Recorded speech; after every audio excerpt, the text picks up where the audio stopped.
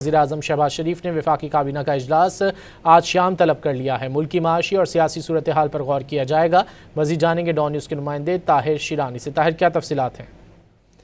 ताहिर शिरानी से रब्ता करने की कोशिश कर रहे हैं। वज़ीर-ए-आज़म शहबाज शरीफ ने वफाकी काबीना का इजलास आज शाम तलब कर लिया है। मुल्की माशी और सियासी सूरत हाल पर गौर किया जाएगा। मज़ीद जानेंगे डॉन न्यूज़ के नुमाइंदे ताहिर शिरानी से। ताहिर, क्या एजेंडा है इजलास का?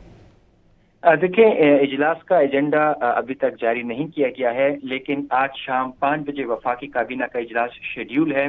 इजलास के हवाले से काबीना डिवीजन ने काबीना अरकान को आगाह कर दिया है। ज़राए के मुताबिक वफाकी काबीना के इजलास में मुल्क की माशी और सियासी सूरत-ए-हाल पर गौर किया जाएगा। इजलास में काबीना कमेटियों के फैसले तौसीक के लिए पेश किए जाएंगे। वफाकी काबीना के इजलास में कौमी नौइयत अहम फैसले मुतवक्के हैं जो मुख्तलिफ वज़ारतें और डिवीजन हैं, उनकी समरियाँ मंजूरी के लिए पेश की जाएंगी।